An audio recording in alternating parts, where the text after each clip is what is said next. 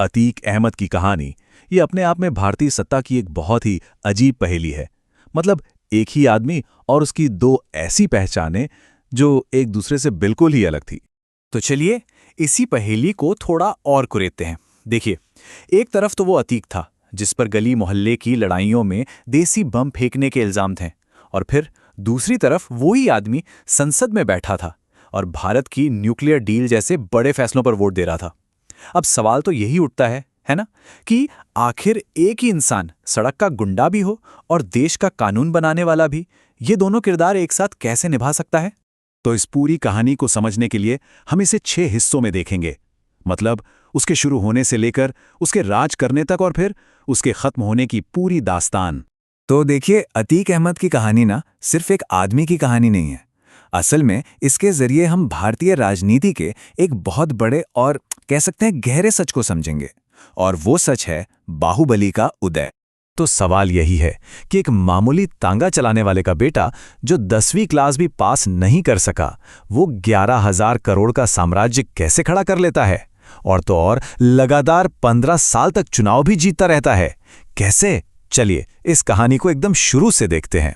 अतीक का जो ये सफर था वो राजनीति की गलियों से नहीं बल्कि प्रयागराज की तंग गलियों से शुरू हुआ था। यहीं पर उसने सीखा कि कैसे लोकल पावर के ताने बाने को अपने फायदे के लिए इस्तेमाल किया जाता है। उसका बचपन और जवानी ना समझिए कि अपराध की दुनिया में एक तेज ढलान जैसा था। जो लड़का पहले मालगाड़ियों से कोयला चुराता था, वो देखते ही देखते वसूली और हत्या की दुनिया का एक बड़ा खिलाड़ी बन गया। अब यहाँ कहानी में एक बहुत ही दिलचस्प मोड़ आता है। अतीक ने आगे बढ़ने के लिए एक बहुत सोची समझी चाल चली। वो उस इलाके के सबसे बड़े डॉन चांद बाबा के गैंग में शामिल हो गया। क्यों? ताकि वो इस खेल के सारे दांव पेच, उसकी बारीकियां सब कुछ सीख सके। उसने अपने गुरु से सब कुछ सीखा, खासतौर पर मौके पर ही देसी बम बनाने की वो कला। लेकिन अतीक की जो महत्वाकांक्षा थी वो बहुत बड़ी थी, और सियासत को लेकर यही महत्वाकांक्षा उसे अपने गुरु से टकराने पर मजबूर कर देती है। और नतीजा, जो उस्ताद था वही उसका सबसे बड़ा दुश्मन बन गया।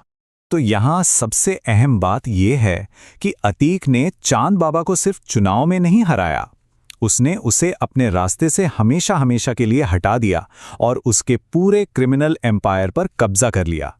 बस इसी एक चाल ने उसे उस इलाके का बेताज बादशाह बना दिया। अच्छा, तो अपने इलाके में साम्राज्य तो खड़ा हो गया। इसके बाद अतीक ने अपना सबसे बड़ा और कह सकते हैं कि सबसे हिम्मत वाला दांव खेला। उसने जुर्म की दुनिया को राजनीति में घुसने की सीढ़ी बना लिया है। उसने चुनाव जीतने का एक फॉर्मूला बना लिया था, एक पूरा ब्लूप्रिंट। देखिए कैसे। पहला, डर फैलाओ, लोगों की जमीनें कब्जा करो और पैसा बनाओ। दूसरा, बूथ कैप्चरिंग और जोर जबरदस्ती से अपने हक में वोट डलवाओ।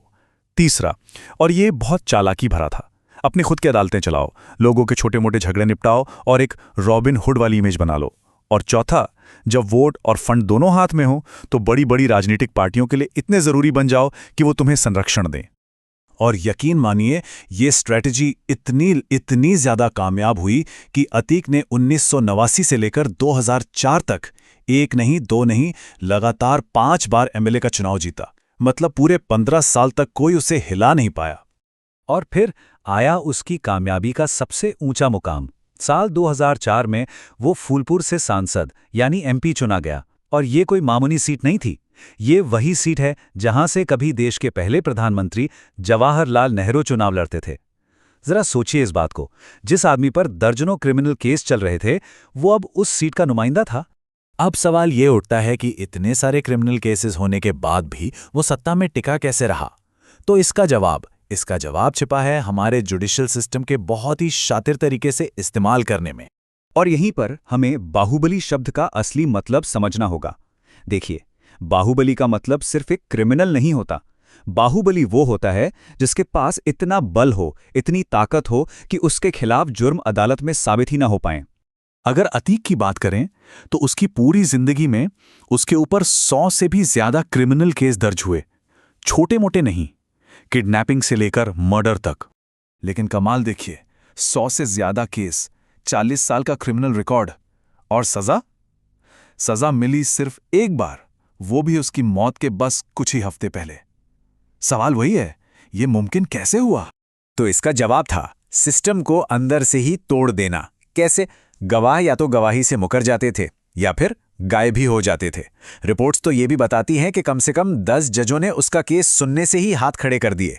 अरे कहा तो ये तक जाता है कि पुलिस वाले उसके सामने अपनी नेम प्लेट लगाने से भी डरते थे।